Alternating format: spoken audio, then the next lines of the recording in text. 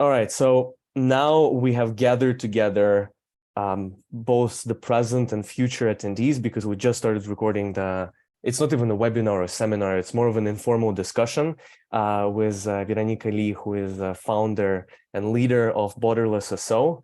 And it's quite interesting that the last time we held a discussion was about 3 years ago, Veronica, if I'm not mistaken. So back in the day, Crazy. I was a sophomore at the NYUS, and you were did Borderless did exist at that time already?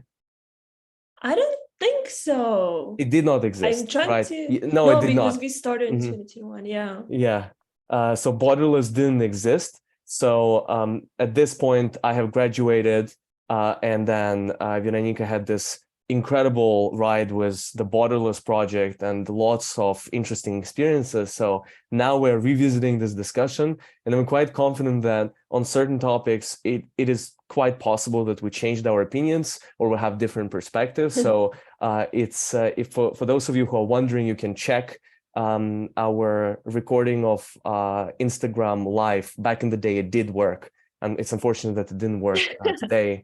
And yeah, you can revisit some of our discussions there. Veronique. Wow, I would love to revisit it myself because I would probably be like, did I say that really? No, that's why I'm not touching that. And just in general, all my past recordings, I'm one of those people who just cannot watch the past recordings of Same. It myself. is so awkward. Yes. Yeah. So I did not prepare for the talk as much because I thought it would be awesome if it's more informal, and we'll stick to that adjective, Mhm. informal discussion. But I did have some notes in terms of what are the areas that I myself am interested in asking you. And obviously, a lot of those questions are connected to Borderless.so, and I think that's where we can start the discussion. And at the beginning, I remember when you started, it was more of a community. And now it's more of, I guess we can pass the mic to you and ask what is Borderless right now? So how did it Yeah, what is form over borderless? time? Yeah, no, this is a question that I frankly don't have a direct answer to. And I think this is one of the lessons of startups is where you kind of change things literally every single day based on what works and what doesn't. But yeah, we have started it was like peak of COVID time, or like maybe second half of COVID in 2021. And at that time, I didn't really want to build like a tech startup, the one that's supposed to be high growth, that's where you raise the funding and where you just like live and breathe your company. I wasn't really sure that's what I wanted to do, but I wanted to start a small business. Something that would generate me income and something that would basically set me free from my job. And like to say, I did not hate my job. Like I really loved it. For context, I was working as mechanical engineer in Tokyo in a different startup. It was honestly amazing. Like I really loved every part of it. But at some point, after a year and a half, I felt like I don't see a future there. And I'm a pretty goal-oriented person. So I was asking myself, like, what do I see myself doing in 5 or 10 years? And staying in that company is not something I saw. And that was a sign that maybe it's time to try something else. And because I've been having my Instagram account, which I'm not using at the moment, but I did run it for many years and I talked a lot about study abroad and education, I knew that there is something in that area, but I wanted to take it out of the social platform that I have no control of and build like a set community around it. So was the original project where it was a subscription-based community. So people would pay monthly fee to join us, and then we would do talks like this, actually like invite speakers. We would do like networking sessions, some like college application help. And it was really fun. We've gathered really interesting people. And it was, I think, the first time where I felt like I could interact with my audience. Or more like they stopped being my audience, but they became almost like internet friends. And I was like, wow, people who follow me are actually really smart and really talented. And they actually have so much to teach me versus on Instagram, I felt like it was just me giving out information. It was very one-sided. So the community was really, really fun. And then while running it, I think your ambition grows and you're like, okay, now that I'm doing it, I might as well do something really, really big. And that's when me and my co-founder were brainstorming and thinking, okay, where could this go? Like now, what's the 5-year plan? What's the 10-year plan? And then we had this feeling that we could actually build it into big tech startup, like the one that would have millions of users and make like a lot of money. Obviously, that was very naive at the time to think that would be that easy, but at least the thought was there, the ambition was there.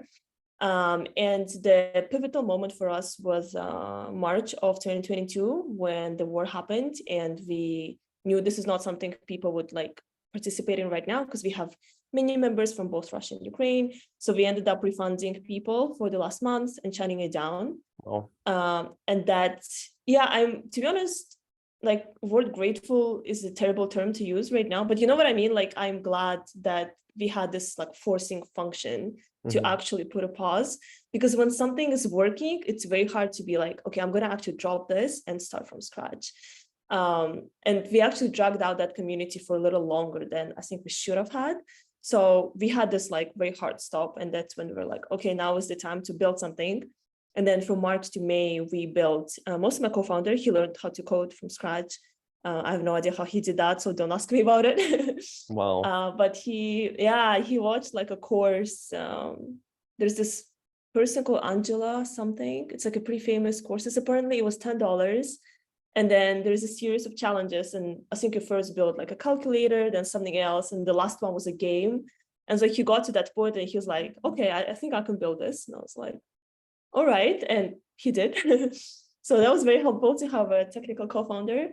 So from March to May, we built the platform that you see right now. And initially it was very, like low function. It was just people posting stuff. Like you couldn't log in, you couldn't comment, you couldn't add universities, like nothing. It was just a blog post. But that was a starting point. And then from there we kept growing and we found our business model.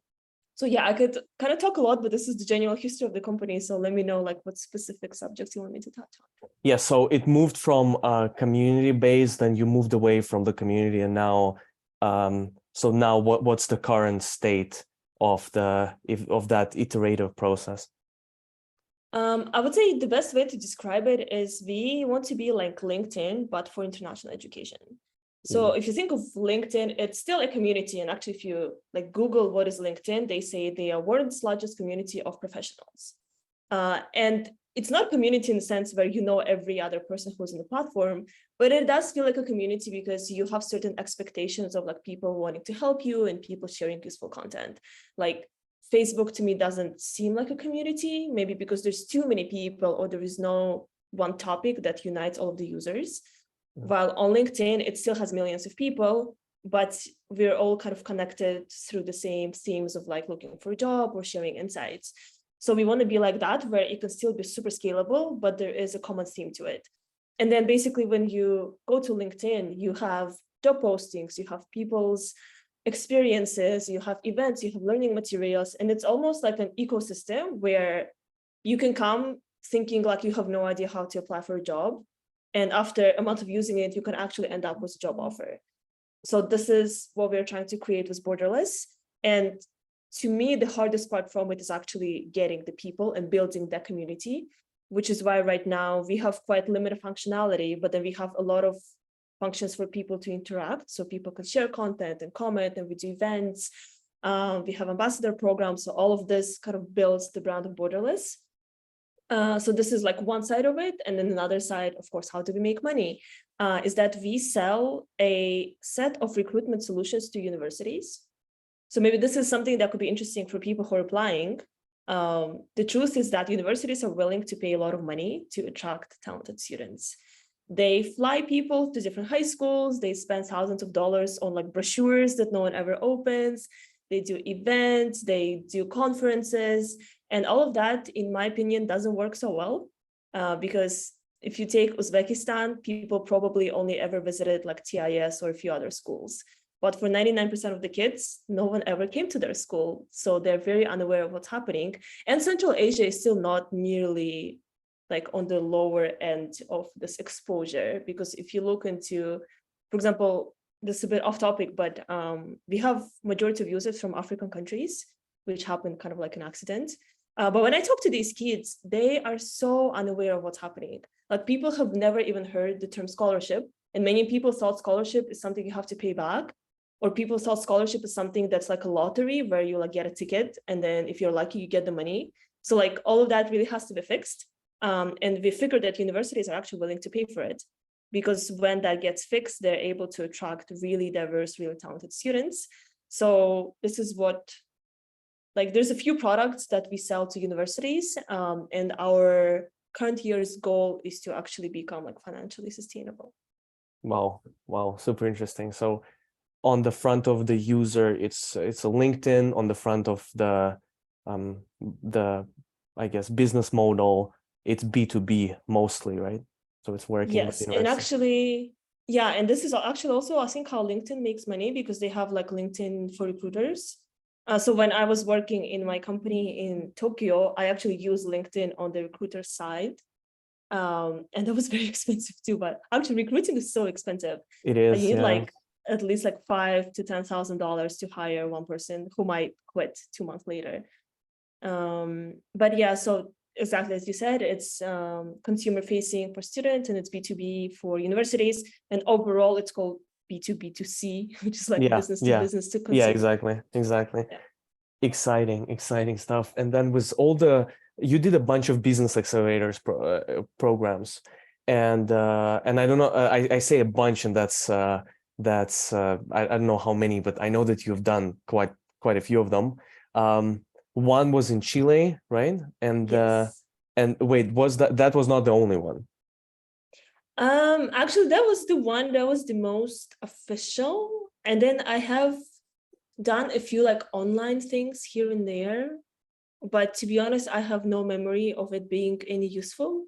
I'm sorry to say that. Wait, all of the But it business really accelerators, wasn't. or the, yeah, like some specific ones, like the online ones? Okay, so I think there were like 3 groups of programs I've encountered. So there were a bunch of small online accelerators or programs. They don't really give you funding, but they're like mentor you and give you support and community. In my opinion, I found them to be very unhelpful. Maybe if you're just starting out and you have absolutely no clue what's revenue and what's like business plan, I don't know what's equity, then it could be useful. But to me, I found that if I just go to Y Combinator YouTube channel, I can get all of that, but better. And then my issue with these smaller programs was that people who were mentors are people who've never had companies. So it would be people who worked at different corporations and then they just got a job at this startup program. But that person never had a company, never worked, I don't know, as a VC. So I don't really understand where that advice is coming from. And I feel like, yeah, you can get better content online. So there were a few programs that I've done, which I did not enjoy. So I don't really look into them anymore. Then there are a few programs that I think are pretty decent. So Startup Chile was one of them. There's another one in like Puerto Rico that I'm applying to. And a few other programs where they give you funding, which is quite limited. So Startup Chile, there is 3 stages and you can get up to like $100,000. And then the second one was like 30,000. And then I did the first one, which was even less. The good thing about them is that it's equity free. So which basically means you don't give up any of your company's ownership. So it's very low risk, like you don't lose anything. So that was really good. And then there is like the elite programs like YC, 500, Techstars. And these are the ones I'm aiming for right now. I'll be open here. I've applied to YC twice. I got rejected, never even got to the interview. I've applied to Techstars. Like they have many locations, so you can apply at once to many places. I've applied to maybe like 5, 6. I had 2 interviews. And I kind of thought we would really get into one of them because it was like focused on diversity, but we did not make it. And another one was in New York, where I felt like people completely misunderstood our business. So yeah, that did not go so well. And then there's Skydive Berkeley, there's 500 that I didn't apply to, but I will. Yeah, so that's kind of been my experience with the accelerators. Long story short, I would say it's only worth applying to the really good ones, because I think that bad advice can actually harm your company, especially if you're very susceptible to feedback. You would be like, oh, this guy said I should do this, and you start doing it, but they don't know your business. Like you only know your business. So even the way people give feedback is very important. No, I can definitely relate to that. And back in 2017, I actually also had a chance to participate in the Business Accelerator, which was in Mass Challenge Israel. And it was a very, very solid program with lots of partnerships. For example, we went to Facebook's office in Tel Aviv, and they asked us to write non-disclosure agreements, and they showed us what today is virtual reality. So all the virtual reality tools that are very open right now, back in the day, back in 2017, they basically showed us all of it in that office. So we had a bunch of those really cool experiences where I had the chance to be mentored by ex-vice president of eBay. Then there were the really top level people. I felt like, in a sense, it was a little bit of a forced, almost like forced entrepreneurship, I feel, in those spaces, in the sense that you're put in a position where I don't know to what extent. And again, I was only 18 years old, like back in the day, and I was the youngest one there. And I don't know to what extent I was able to perceive all of it and all the different nuances. But back in the day, it seemed to me like there were almost two goals in the minds of some of the people, where Business Accelerator was one thing, building business was almost, and they were happening parallelly. And on top of that, I've noticed that some people just moved for years, for like, 10 years, 5 years, they were just moving from one accelerator program to another. So that was an interesting phenomenon to me too. And that was part of the reason where I looked at it. And to me, back in the day, my entrepreneurship experience was very limited with my goal of going and getting education. So to a certain extent, I was present at that program. And then, of course, all of that really, really helped me when I reapplied to Yale and US. But still, definitely.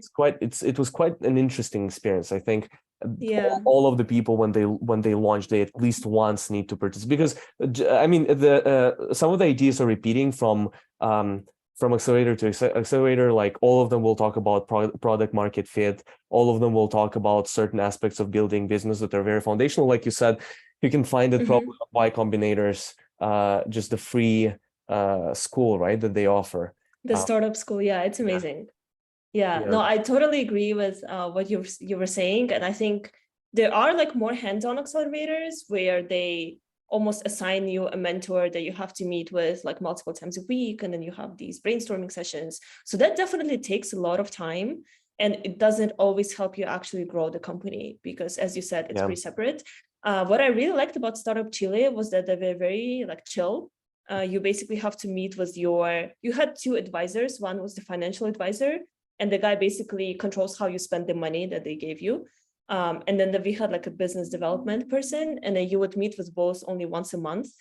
And then they had some online sessions, which were optional, also like maybe once or twice a week. And that's, I think, something I enjoyed the most, that they kind of let you be. And if you need their help, you can sign up for office hours, you can request a meeting, but they don't force you into like a schedule, or they don't force you to attend things you don't want to attend. And I felt like that was actually really, really good. And that's why I have very positive experience, because with other programs where it's like, oh, attendance is mandatory for this, I don't know, talk. And you're like we're not in school anymore. So I think it's definitely true. And when I got rejected from YC, obviously I started like looking up how can I improve my application and like what gets people rejected. And something that stuck with me was that, I think it was Michael Seibel. He said, if you need YC, you won't get in. Like, people who get in, they don't need YC, meaning that your business is good enough that you will survive even without YC. That's when they want you. And I felt like it's very common trait, even with like investors. If you're very desperate, you're like, oh, I really need your money. Otherwise, my company will die tomorrow. They won't give it to you. Like, you sound a little bit uncertain and they don't have confidence in you. But if you say, you know what, I'm growing either way, I'm gaining my revenue, I'm getting my clients, I'm good. But it would be better, of course, if we work together, if I could use your resources, but I don't really need it. And I felt like this was the best spot when you actually have the highest chance of success. Interesting. I mean, it's almost self-revealing that they said that you will get in when you don't need us, because I feel that's essentially admitting that selection effect plays a big role in a sense, which is also true for top universities. I don't know if you looked into this very interesting research where they compared students who got admitted to Harvard and decided to go to Harvard, and students who got admitted to Harvard but decided to go to some other local school that was 10 times less prestigious. And what they found is that these two groups of people, they earned very similar salaries. So ultimately, Right. it's not who studies at Harvard, but who is selected by Harvard. And then you can go to a local university and then create opportunities for yourself there. And ultimately, you didn't need Harvard in the first place. And that's something that we tried to battle at Freshman in the recent years. Because what happened was at the beginning, we worked with the most challenging cases, public school students with very few international experiences, and we needed to build everything from the ground. But right now, as we gain those success cases, we have really, really awesome students who apply to Freshmen. And oftentimes, there are some cases where we know that a student is not fully ready, but we're like, okay, we'll take up this challenge because we need to prove to ourselves that it's not just the selection effect, but also its treatment effect. It's not that just we select amazing students and then in the end, these amazing students get into top schools, but also we open resources to people who might not be there yet, but they will have, just with the work and dedication, they will be able to get to a new place. So it's very interesting how they themselves almost revealed that major problem with Y Combinator or any other selective program for that matter. For sure. I think that's so true in like life in general. And I think for me, it was a lot about setting my goals. And actually, I've opened like my Notion page with my goals for 2022. And I wrote that I want to get into YC. And now that I look back at it, it's like, why was that my goal? Like, if I get into YC, like, let's say I get an acceptance today, Borderless does not become any better, like just by the fact that I'm in YC. Maybe I would feel more validated and, like I would post it on Instagram. But as a matter of fact, it's only how I will use the resources. That's what will determine if the company actually gets better or not. So I think it's really about how you set your goals, and the goal should not be to get into Harvard again. The goal should be to do something amazing with your life. And I know it's harder to do when you're in like high school. Like for me, it's very easy. Like I want to build a great company. Like this is all I want. Like this is kind of the hyper focus of my life. And YC is a stepping stone towards that, but it's definitely not the only option. I do know when you're in school, it's harder to set those big goals because you're not too sure what you want to do. And obviously, if you stay in your home country, if you go to Harvard, your opportunities will be pretty different. But I do think it's important to take a step back and realize that if going to Harvard is your only chance to succeed in life, then something is off. Like you cannot put all your eggs into one basket. And yeah, I think this is just something that applies to any kind of competitive programs or even jobs that you're trying to get. But then the worst thing that might happen to these people is that they will get to Harvard. And I know it from my own experience because I was a part of this group. For me, for about 2 years, the main goal was to get in. And I didn't even know that much about liberal arts. I didn't know about the American system. I just knew intuitively that all that I've gained academically over the years, if I stayed in the local educational institution, I might lose some of it. That's what so I was driven more by fear and more by this aspiration to study abroad rather than anything else. And then it happened, and then it's almost depressing in a sense, because that's it. I mean, you achieved it, sure, and now you need to go to classes, and now you need to, and then what? And the reason why I started Freshman 1.5 years into my education was, first of all, it was really hard in the first year to adapt, and especially giving from public school, but also I really needed to gain this vision of what's next for me. And that was a big big challenge in the first year. So yeah, that's something I would do right now with freshman kids too. We're saying, hey guys, if your goal is to get in, then we need to generate maybe a more concrete and more specific goal that would span beyond that. More ambitious goal, honestly, more ambitious goal. Yeah. All right. So with these ones we covered. I had a question about NYUAD community. So are you in touch with NYUAD alumni? And yeah, so Definitely. I would assume that a lot of them are probably working in some top companies right now, and then you're building a business. So same as with me. I mean, most of my friends at this point just graduated, economists, Bloomberg, Deloitte. I mean, you name it, like, or any top Yeah, company in Singapore, the guys are there. Some of them went to Oxford, MIT, blah, blah, blah. And then, especially at the beginning, you know, there might be some worries on their side and some genuine ones. So like, what are you doing, right? Why are you not getting a job, doing an internship? So how did you for deal with all sure. that? For sure. I guess I'll answer the first half of the question, whether I'm still in touch. And yes, definitely some of my co-founder and my partner is from NYUAD. And I think because we like work together, we live together, and NYUAD is what brought us together. Like NYUAD is always just very, very special. And because, you know, I have my friend circle from school, he has his friend circle. Now we feel like we merged it. So yeah, like you always stay in touch with these people. And I think the coolest thing about NYUAD is that you have friends kind of in every country. Okay, that's generalization, but like really many, many, many places. Because I don't know, so I started 2023 in Japan, where there is a few NYUAD people, mostly in Tokyo. So I met with them. Then I ended up going home for 2 weeks. Okay, did I meet anyone from NYU? I did meet, no, wait, sorry. I met people from TIS. I did not meet people from NYUAD. But it's only because I was there for 2 weeks. I think if I stayed longer, I would have encountered people. Then I had a short layover. Then I flew back to Chile and I had a short layover in New York. And guess what? I met with people from NYUAD. And now I'm in Chile, I'm in Santiago, and there is also 2 girls that I'm going to meet next week. Like, this is Wow. insane, right? And this is all Wow. happening within the span of like 2 months. I think this is just so amazing. And of course, it is sad that you don't have that many friends in like one place. But because of my lifestyle, I move around so much that this is actually really like suits me because I get to meet different people.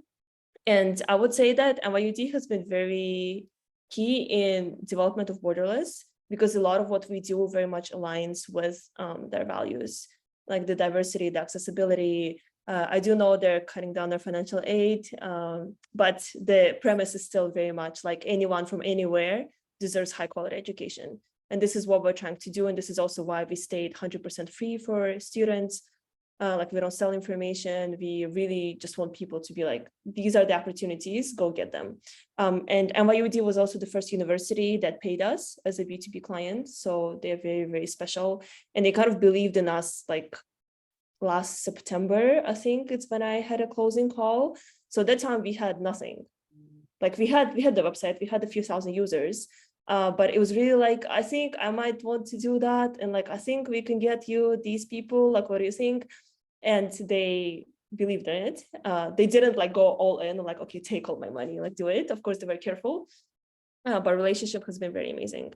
And a lot of the first contributors to Borderless also were people from NYUAD, because at first nobody knew that they can actually share on Borderless. And this is something you actively have to ask people to do. And NYUAD people were the first ones that I went to. I was like, hey guys, I have this website. Can you share about NYUAD? Or can you share about your master's or PhD journeys once you graduate? And our students are really, really good at getting into the best universities. Like, we also have students in pretty much every school. They're also really good at getting scholarships. I think, again, because a lot of us came from like lower income backgrounds, we know how to apply for scholarships. We know how to get the money. So yeah, most of the people I know, they're like full rides and really cool schools. So that really helped us to get off the ground, because I instantly had access to students in all best universities, just like that. And I think this is, you know, when investors ask me, what's my leverage? I say, this is my leverage. Because unless you go to school like that, you will never know all these people. So it would take you a year to build up the content that we did. So NYUD has been just so amazing. And I hope I get to go to Abu Dhabi and visit, because I haven't been there since I graduated, but very much miss that. Now, on the less positive side, I think you had a very good question about, like, I guess, comparison and navigating your post-graduation life. And again, as I said, NYUAD kids are very good at securing spots at good schools. They are, of course, equally good at getting jobs. So I also have friends in pretty much every big company you can name.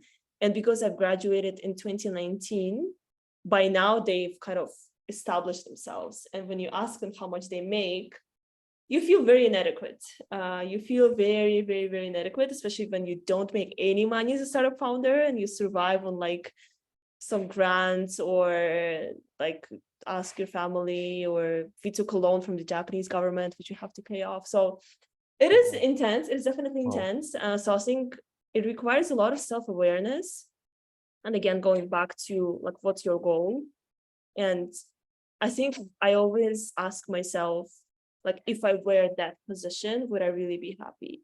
And the answer is always no. Like, I really respect what they do. And I think they're very happy, and I'm glad to see my friends happy, but it's not like I want to be in their spot. Even with the salary, even, you know, like I, for example, want to live in New York at some point. And, you know, I have many friends who are in New York, working at cool companies, making a lot of money. But still, when I just sit with myself and I'm like, would I really want to be there right now? My answer would be no.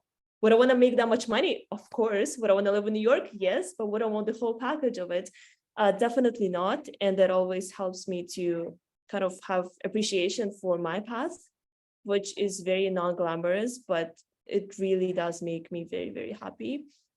And I think what also helps is that my friends are very supportive, and like the whole community is very supportive, because it's a very small school that you'll also know everyone, and people actually say that they love Borderless, they really enjoy it, they want to contribute.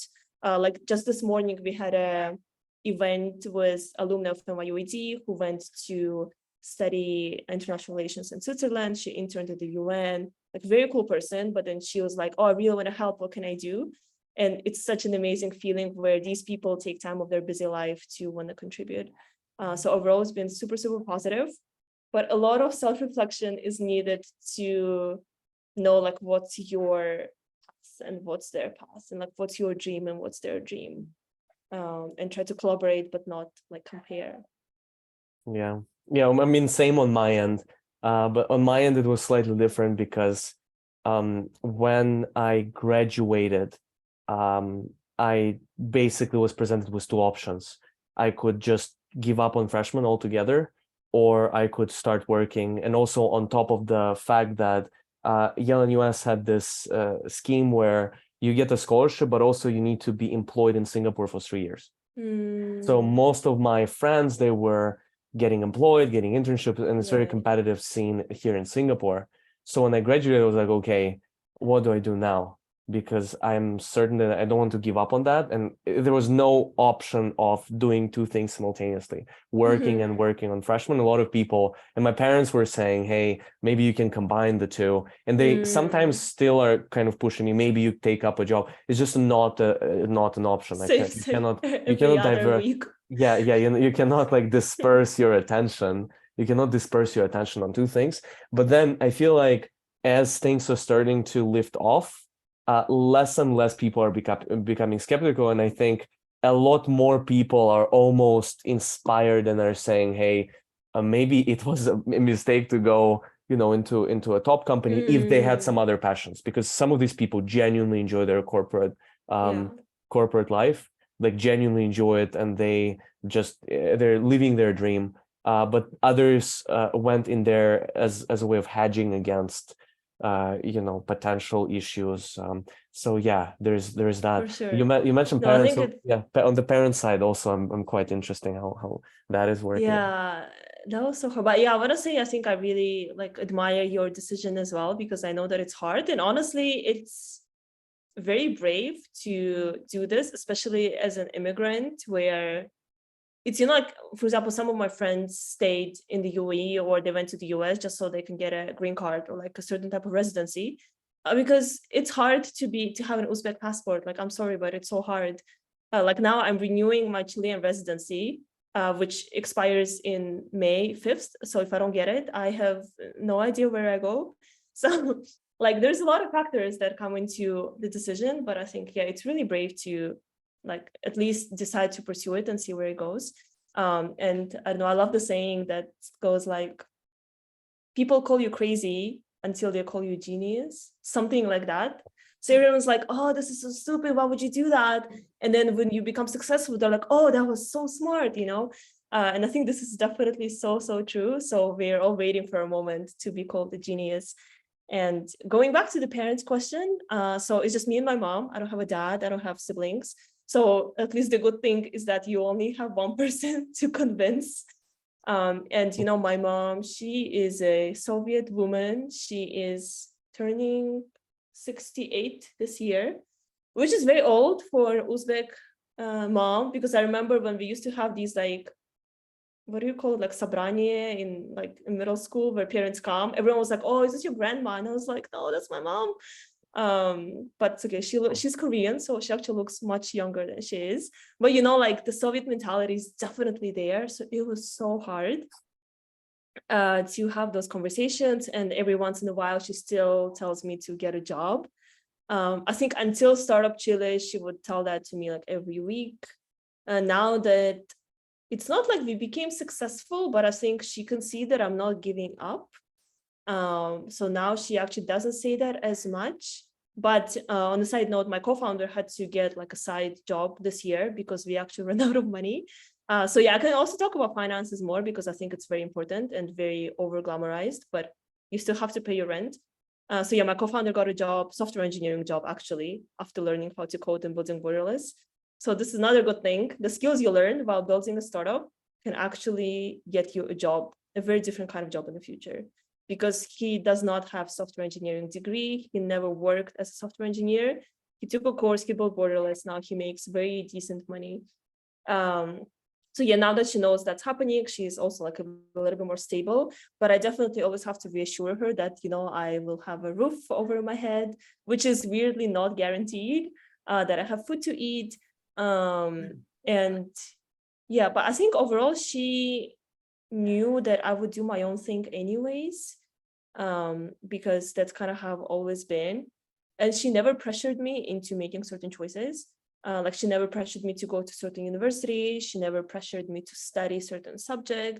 She would always let me be, and she would just ask me to talk to her and to reason through my decision. And usually she would trust me with what I do. And so far, like I've done well. Like my, I would say like qualifications were okay, you know, like I did TIS and then I did NYUAD and then I had a job. I think now is definitely the most like unstable, where I have no idea where it's going. But I have a track record of delivering and doing what I actually set out to do. So I think now, once again, she trusts that it will eventually happen. The problem is that it will take way longer, because to get into university, you need like at max 2 years. To build a successful company, you might need at least 20, no, at least 10, maybe 20. So this is a very, very, very long path. So now I'm thinking how I can, you know, keep her happy without having like really things to show for, like, you know, here's my diploma and here's my transcript. Like you don't have that when you do business, but people still have to, like, you have to convince people that this is going to be great. Yeah, no, that's very true. That's very true. And I feel like it's a very interesting sense where you are doing something and you know that it's for very long. When you tried it out, and then I will do that for a very, very long time. 3.5 years ago, I was telling people that freshmen will exist in the next decade, in the next 20 years. People were saying, "Oh, it's a kind of a passing thing." Yeah, and I was very convinced that this is something that I'll pursue for a very long time. And now I've started doing sport a month ago, and I have very similar feeling. I'm like, it's the same as was for, you know, you start something and like, wow, I know I'll be doing that in 10 years. And I feel like it's very, very important to try out things, and you know what you will feel it oftentimes. And of course, every other day, especially at the beginning when we started freshman, first year and a half, 2 years, I would often stop myself and say, my God, it's very tough. It's so tough. Like I don't know. It's so tough. Like I kind of pulled through, but yeah, there are moments where you just sit there and you're like, okay, it's almost like you know that you will continue, but you're just sitting there and just whining and just saying to yourself, oh, this is horrible. Maybe I should drop this. But I feel like when you start feeling that what you're saying is sincere, that's where you need to be cautious. But when it's like, you know, okay, in 5 minutes you will think differently, then it's fine. Yeah, Definitely. it's interesting. I think, interesting. yeah, it does help you to maybe drop certain parts of your project. So for example, when we ran the Russian speaking community that was paid, like, I'm glad that when I thought about it, I was like, oh, this is not really working. This is really hard, but also this is just inefficient. So we dropped everything. Like, we'll just let it go entirely, but we kept like the vision. And even now, I am, to be honest, more than happy to drop everything. Like, if people say, oh, like getting users is not gonna help you, you should maybe build some AI solution for universities. Like, fine, it'll be sad we have like 16,000 users, but if it needs to be done, it'll be done. So I do think when it gets really tough, it's a good reflection point to see what's working and what's not working in your business. Because I also know that when it's somewhat working, it's very easy to just keep going and not really iterate as much. And people say you can't do the same thing, but expect different results. So you can't do the same thing and then expect your revenue to grow from like $1,000 to $1 million in a year. Like, it's not going to happen. So yeah, when it gets really tough, I usually try to reframe it and be like, I know I'll do this, but within that bigger topic, what are some things maybe I can optimize? And then it becomes like a more efficient conversation than just whining. I mean, I do like to whine as well. Like, if you're my close friend, you probably know. I think we all have that. Yeah, but I wanted to actually ask you, so you are now in Singapore, and how is the entrepreneurial community there? Oh, I'm not interacting with them at all. Okay. I have nothing to do with entrepreneurial community here. I'm just doing my thing, and it's quite weird how a freshman is going, because I almost shielded myself from everything, from all the sources. I just know what we're trying to build, and I'm just drilling into this one direction. And we have very interesting cases where venture like VCs reach out to us, and they're basically saying, hey guys, what are you doing? Maybe you will make something more scalable, or something this, something that. And like, guys, we're not trying to build a startup here. We try to build a traditional business. And that's something that I've always kept in mind. I'm like, look, I just want to do a traditional business, but do it 10 times better than everyone else. And to invest into knowledge, into genuine, because I feel like education back home and just in the region, it's becoming too startup-y, in a sense. Like, everyone is thinking about scale in the education space, right? Not in providing resources, but in the education space.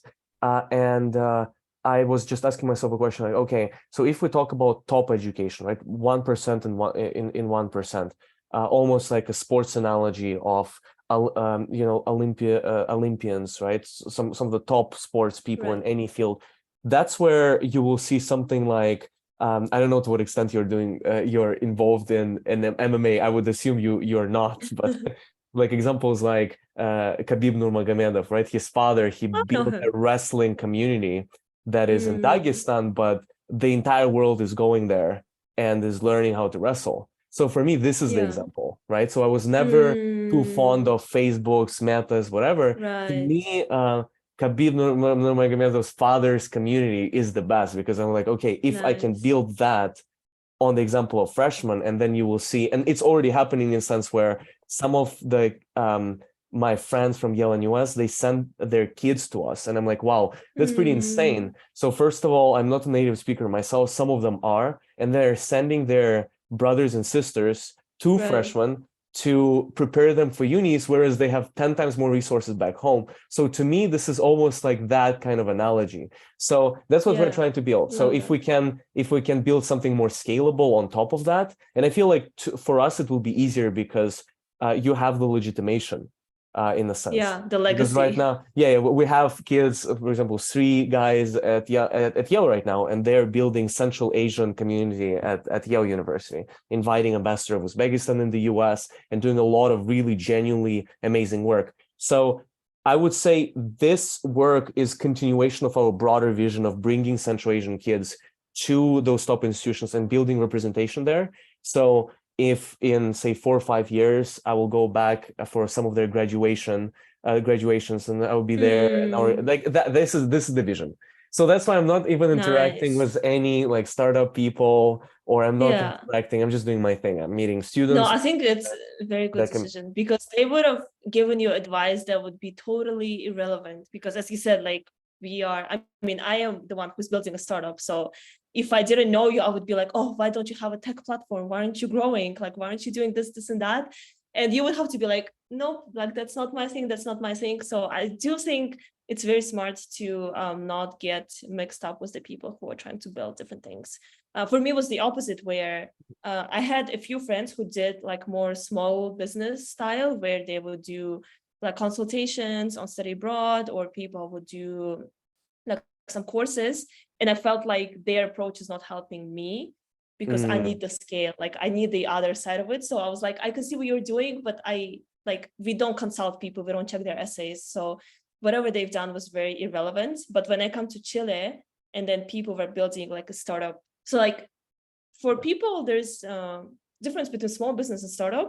And the biggest difference is that as a startup, you're supposed to grow really, really, really fast. Yeah, exactly. So you have 10 users one day, and then you have 50 users, and then you have 5 million. So ChatGPT, they got 5 million users in like 5 days. That's like the fastest growing startup ever. And usually these kind of startups, they raise money, again, because when you grow so fast, you have to scale your staff, you have to scale your facilities, even like your databases, all the tools. So that's when you usually raise money. So these are like the biggest differences. And then if you're a small business, you could usually bootstrap.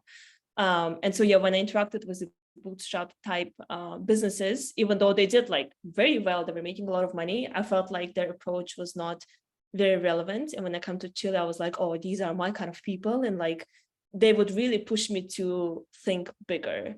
They were like, okay, if you now, I don't know, like generate a lead by doing this, you should do that instead and generate 10 leads instead of 1 lead, you know? So there's a lot of these ways in which you can try to just make everything bigger. Like you want more users, you want more followers. And sometimes it gets a little bit much where you're like, why am I even chasing that?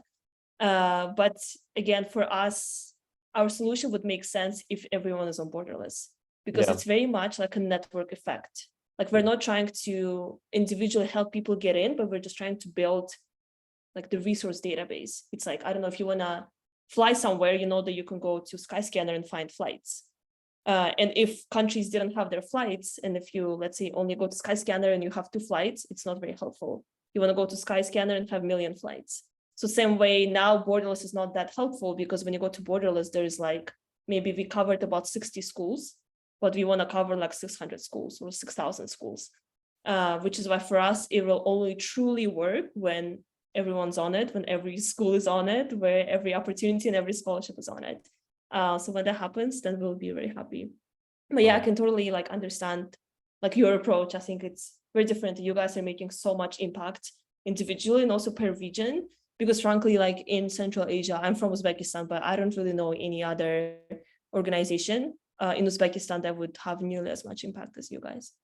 It's quite interesting, Veronica. I don't know if you knew about it.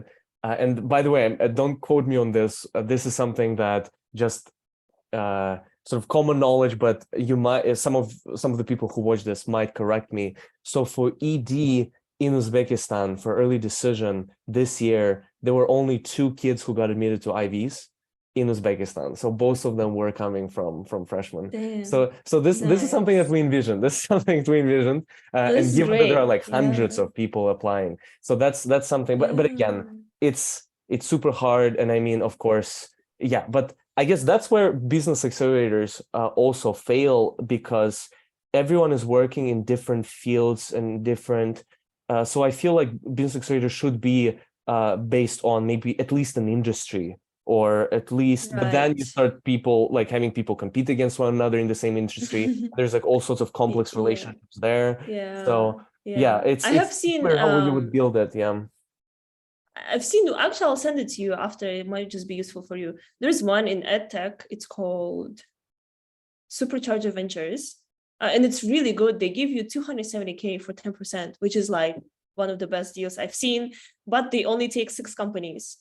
6 across any EdTech. So it's like K-12, you know, preschool, AI, VR, like every education, they take 6 companies, I think every 2 years. So that's 12 companies a year.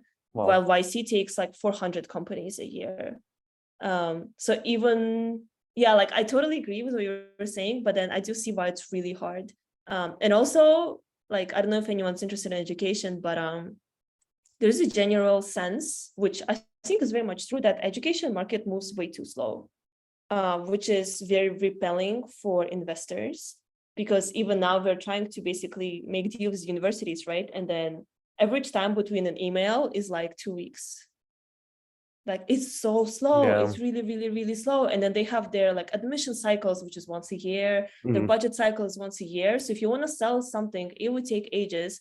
While if you do, I don't know, crypto, or you do like I don't know, like almost any other industry, it can move much faster. So 1 month you can make $10,000. The next month you can make 50. For us, it would be like 10,000, maybe 11, maybe like a little more, which is why it's also really, really hard to raise funds.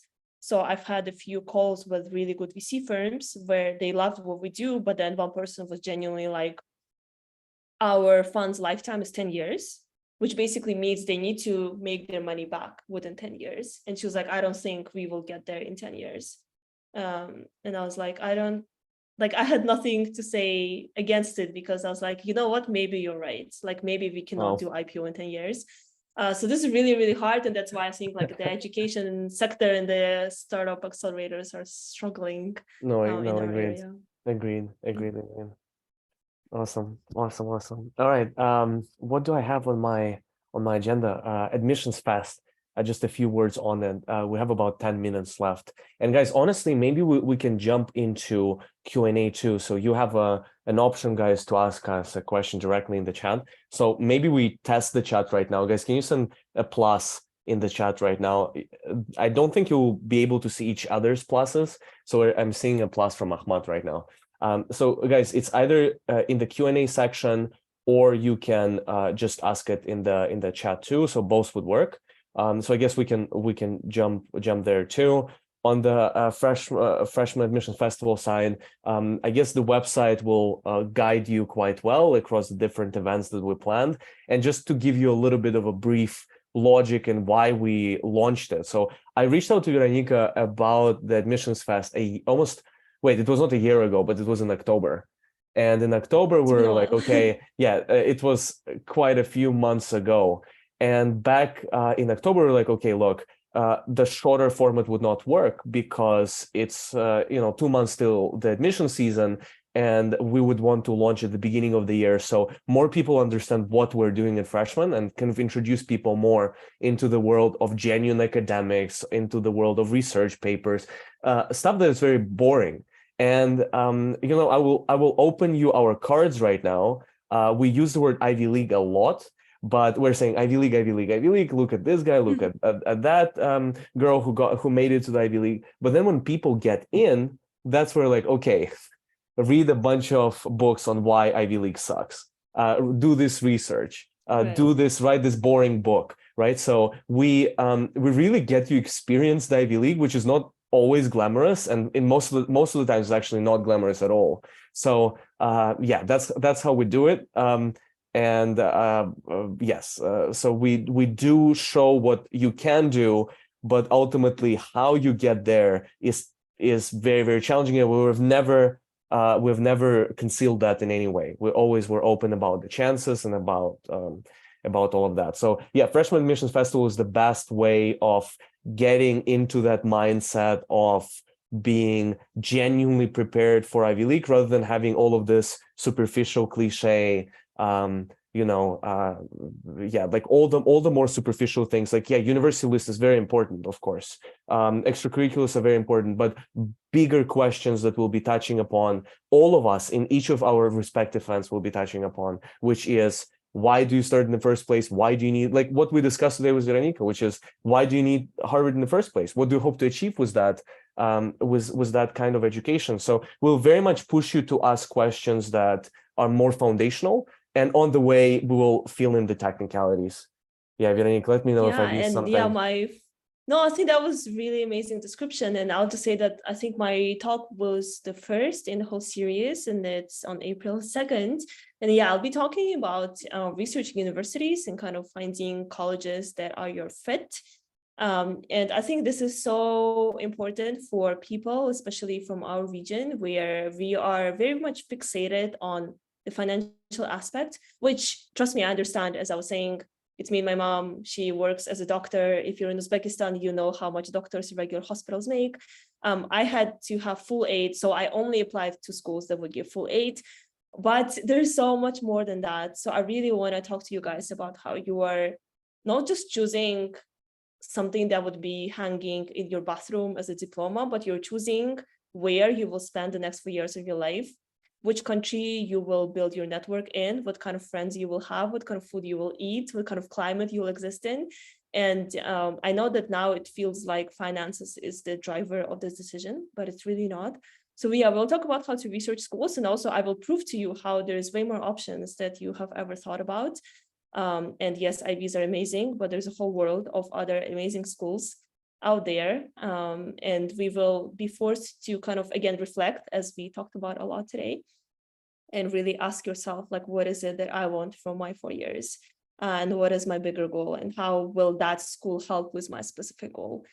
Because I don't know if you want to build, I don't know, AI. I've been so into AI. I watched like every Sam Altman's interview. But again, if you want to build AI tools for healthcare, many schools will just not make any sense for you. Or if you want to, I don't know, be ballet dancer, then again, you could go to school, but probably a very different kind of school.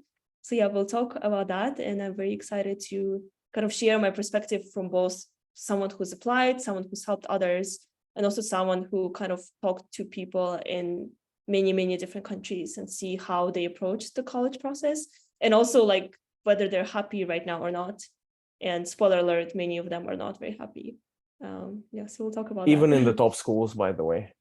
Even Yeah. in the top, you would be very surprised, guys, how many. Okay, just like a little thing. Wait, sorry, I interrupted you, but this is the news I got. So everybody knows Minerva University, right? Amazing school. Yes. So they invited me to be like a civic partner, which is they basically have this program where students need to work with some organizations, kind of like an internship, but it's much more loose. And so Borderless is one of the companies that's participating. And then initially they gave me a team of 6 people. There's 2 left. Yesterday they were like, oh, there's 2 people because everyone dropped out. Literally, like, what the hell? And I don't know exactly why, but it must be because they were not too happy, because why else would you leave Minerva? So yeah, it was like 6 people. And then by the end of first semester, we had 4 people. And now by the time they have to submit their project, there's 2 people on the team. And not because they quit the team, it's because they left the school. They did say this is the first time that this has ever happened. But just like, this is what's happening right now, like 2023. And these are the kids who spent 2 years preparing, but they just dropped out.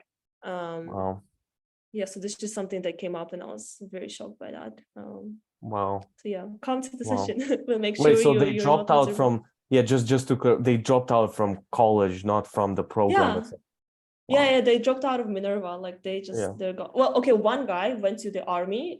If you're Korean, there is mandatory military service. So we had 6 people, 4 left. One of them went to army, even though he was not intending to go that early. So something happened there. And the other 3 people just quit Minerva. Well, I think it probably has something to do with the online aspect of the education at Minerva, most probably. Because it works for some people, it doesn't work for others. With freshmen, it works because it's very short term. And I mean, it's not your entire college life. And I would assume that probably is something that might bother some people. Okay, so but definitely some things. Oh, sorry. Sorry to interrupt. Did you want to? I was just going to say there's definitely some things that don't work for many people in different schools. And for NYUAD, like I do know a bunch of people who dropped out because they're like, I cannot be trapped on the desert. Like we literally live in the desert. You look out of the window, you see desert. You go out, you see desert. And if you want to go party, you have to take 2-hour drive to Dubai, which is like for many people, like unless you party every Friday, your life is not fun, which I respect. Like it's not me. Like I was totally fun in the desert. Like put me to the beach, I'm so happy. But you know, if you grow up where you like to socialize and you like to dance and you like to have fun, and then you put you in the desert, you'll be miserable. So I think every school would have something like that, whether it's too many people or too little people or this race or this class or this professor. So yeah, we'll talk about it. Come to the session.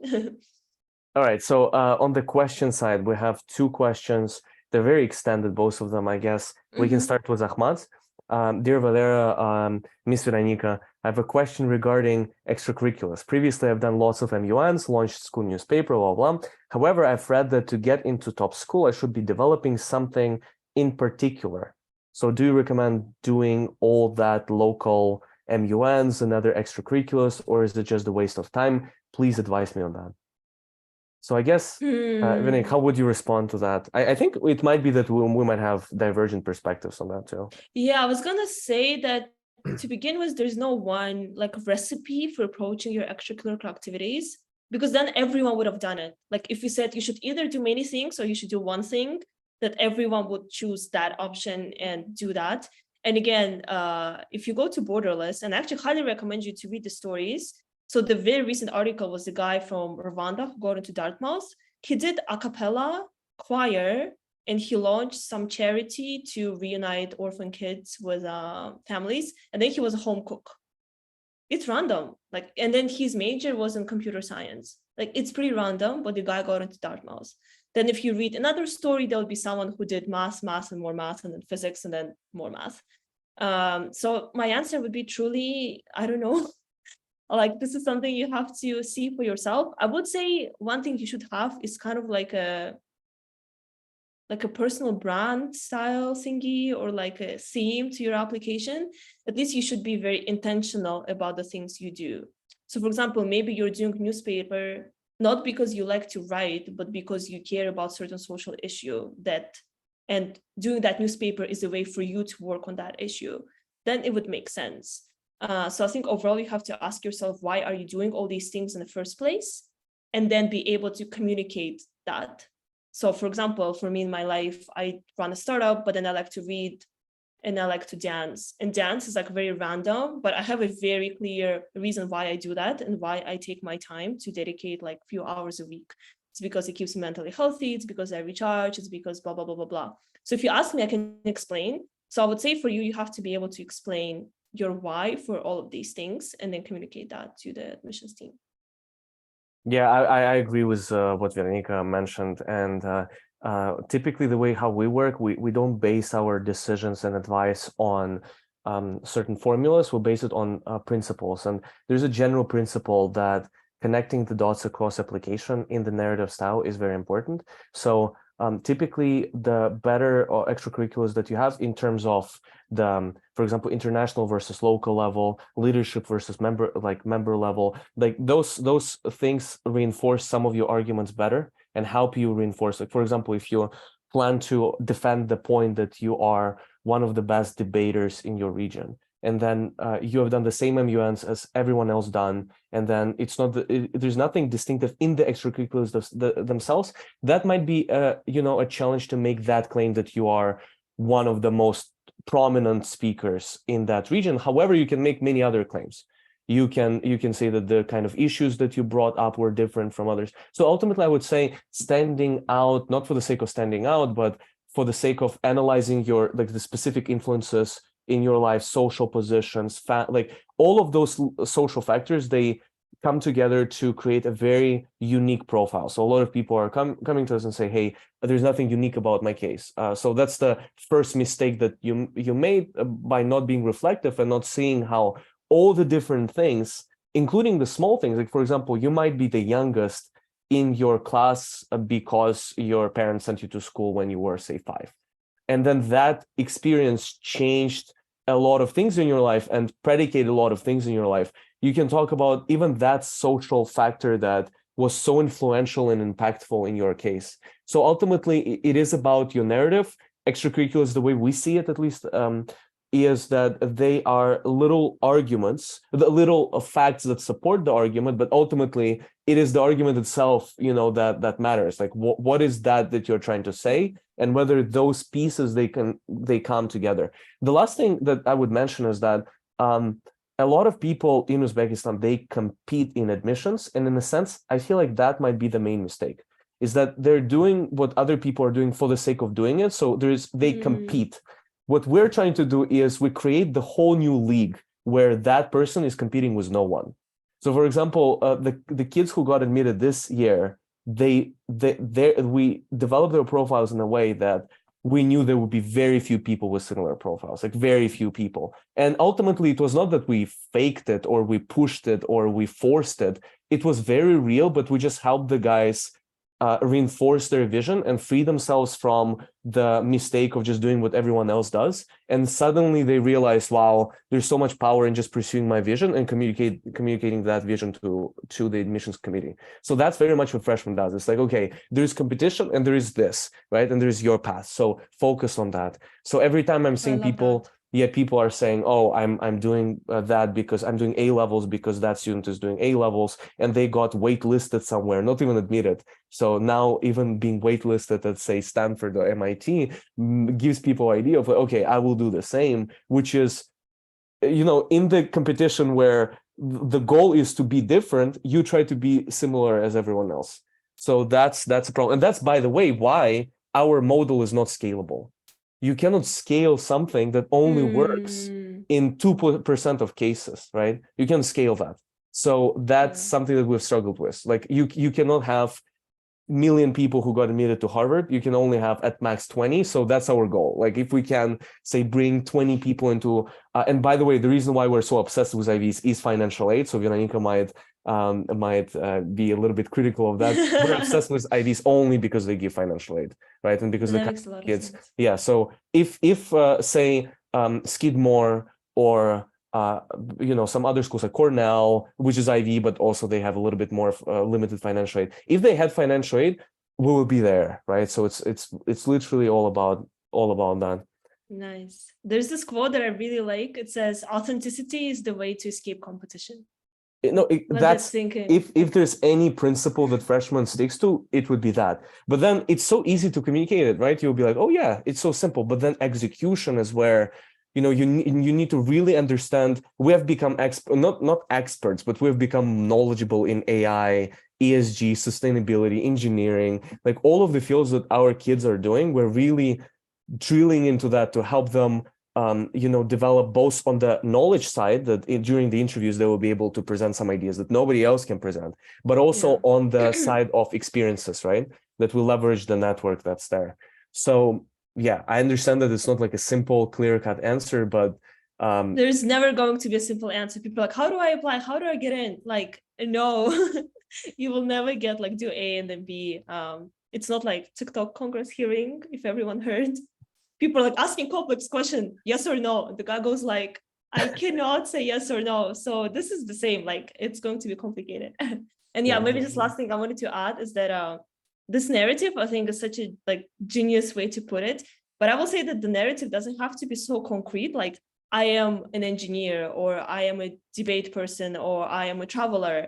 Like you don't need to have like a profession, like it doesn't have to be connected to what you do as a job, but it can be like, I care about my community. So here are a few things, different things, but all of them are related to how I help my small community. Or maybe, I don't know, I care about my family. So all of these things are somehow helping the family. So don't try to be like, I am ABC, but like just something that's you know, like you like self-expression, maybe, and then you would have activities in like arts and dance and maybe drawing or something. So yeah, like don't tie it to a job, but it can literally be as small as like, I'm a nice person, like I'm a kind person. So that's why I do volunteering. It works. Yeah, I guess that's where maybe I would disagree a little bit with Veronica. Not disagree. Yeah. I'm sure that worked. That worked. It's just that everyone has their own, like as you will see in admissions, everyone has their own thing, and that there's no one key to all doors, right? So I'm sure that what Veronica said is true, but also something that we try to do is we try to connect. Yeah, it might be helping the community. But at the same time, the major that they include in like their intended major, we try to have a connection, because sometimes people come in and they're like, oh, I did this, I did MUNs, I did all of that. I want to be a I want to pursue chemistry. Yeah. There's no connection between the two. And then I was like, if I'm an admissions person, what is the relationship between these two things, right? Like I would just not make sense of it. Maybe right. Yeah, so that is important, but you don't have to to say that I want to be it's motivational essay is not a defense of your choice of major in any way. It's rather just a narrative that should make sense within your extracurriculars and within your choice of major, I would say. Yeah, for sure. Okay, I think we're a little bit tight on time, and it's very interesting because it's 10:30 p.m. in my place. That should be 11:30 a.m. in your country, Yeah, right? So, yeah, that's ridiculous. Yeah, and well, yeah, we're glad that everyone is stuck around with us for a whole hour. and also it's interesting that we're both almost equidistant to Uzbekistan. Not, I mean, you're further, like you're much further from Uzbekistan, but we're literally in the different parts of the world. And I guess that's what studying in places like NYUAD or Yale and US or international schools allows you greater mobility. And this is something that For sure. is very, very essential, very essential. Definitely. Yeah. I came here from Japan. So that was literally the opposite side of the globe. Like there's no two countries that are further away from each other. And I basically left my house at 10 a.m. and I arrived on 9 a.m. of the same day in New York because of time difference. So that was a bizarre experience. Wow. Wow. Wait, Japan, New York, and then Chile. There's no Yeah, Japan, yeah, yeah. Chile direct flight, or Oh my God, no, it was like Tokyo, New York, Lima, Peru, Santiago. So that was also, I didn't have wow. that much budget. So like maybe that was a more expensive flight. But yeah, usually you take a layover. And because I have it's called a transit visa to the US, I was like, oh, I can actually leave the airport. So I was like, oh, New York is a good That's idea. amazing. That's amazing. Also, yeah, I think we should have like another discussion about Veronica's decision of dreaming to live in New York. We need to have we need to have a whole dedicated talk about that because I'm very interested in why Veronica would ever. I think I need it too, because sometimes I'm like, is this again, like, like I think I'm going through the same questions of like, oh, New York sounds fancy, but like, do I really want it? And I'm not 100% convinced that I do. Maybe that's why I'm not there yet, like maybe there's a reason I haven't got into it. So yeah, like things that we're talking about, they're like life decisions almost, and like you will keep encountering them. And we don't have all the answers, like we're a bit older, but we're just as lost as you are. Maybe just stakes are a little bit different. But yeah, I would love to like come again. And I think the audience here is so wonderful. And I love talking to people from Uzbekistan and Central Asia, as I don't live there anymore and it's sad. Thank you so much, Veronique, for making it today. I think we can, and I know we're going a little bit over time. Just one last question from us, Lydia, and Ahmad asked a technical question when the decision about admission to admissions program will occur. So that would be by the end of the festival. But as Lydia is asking, how can they find this mission beyond uni? So where do you look for that kind of mission? So I think there's again probably many different ways to do it. The way that worked for me is to try as many things as possible as early as possible. And by trying, I mean not watching, but actually doing it. So I do know that like we all like to go to YouTube and watch these videos that are like day in the life of like a software engineer, day in the life of an investment banker, and you feel like you kind of get it, but you really don't. Like you really, really, really don't. So I highly encourage you to actually like live the options that you possibly imagine for yourself. I do think you would have a certain set of options. You probably don't want to be like, oh, I can be this and this and a million other things. Like you probably have a few choices. And for me, the choices were, I could be an engineer, mechanical engineer. I actually wanted to be a civil engineer at first.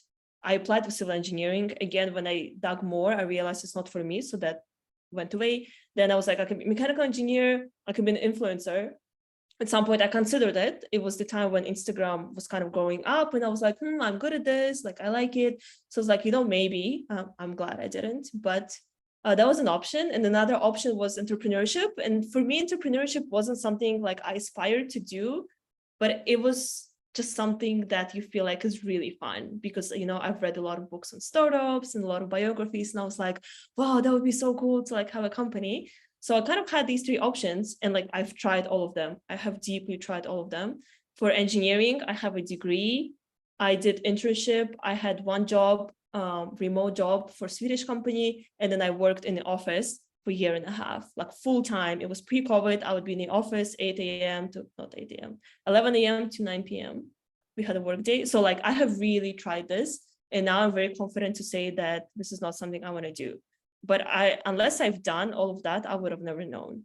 Then influencing, again, I went also full in on Instagram. There was a time when I was like creating content like 3 to 4 hours a day, reply to every DM, like do so much. And then again, I understood that this is also not for me because I like my privacy and I like to create sustainable things that are not dependent on myself. Like, I think I'm a nice person, but I don't think I can build $1 million company out of like my face. And then I was left with entrepreneurship. And again, I have tried it and now I know that this is what I want to do. So yeah, I would say just like really try a lot of things and see what sticks. And always like be very reflective. Like you have to, if you don't like something, you have to understand why you didn't like it. Was it that, I don't know, the mission wasn't compelling enough, or maybe just the work style didn't suit you, or maybe you were just in a bad place in your life that you felt like it was not a good experience. Because I've had a few things that I tried, but then I was in a bad place. And I was like, okay, it's not the thing, it's just me. I was just like not very happy. So with dance, I had that where I went to dance and it was a very bad class and I was kind of upset and I was like, oh, it's not fun. Then I went again and I was like, no, this is actually really fun. So always kind of like try to see why you like certain things, why you don't like certain things. And like give it a go and try to be committed to that thing for like a few months before you make a decision. Yeah, and just narrowing down, right? The more you know, the more you understand what you should be looking for in your future profession or mission, or so it's just more information, more experiences will help you pin down exactly, right? A lot of people say, I want to be a businessman, or I want to be a certain profession, but then when I ask what exactly do you want to do within that profession, it's very clear that they didn't experience any part of that profession yet. So try to go into that niche and be like, okay, I want to do business in this particular field, and the field, and the only way to accomplish that is by trying a lot of things. So yeah, agreed with everything that Veronica mentioned. Veronica, thank you so much. That was a very interesting discussion, very chill one, but I hope that the guys enjoyed.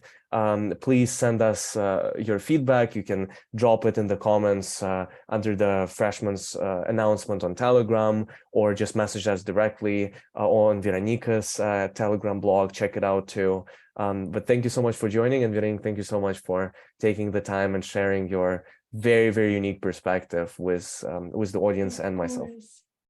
Of course. Yeah. Thank you so much for inviting me. And I'm excited for our next talk later this week, which will be much more kind of structured and formal. But I think it was, such a nice idea to, casually chat and get people comfortable with me and with you and like with the whole format.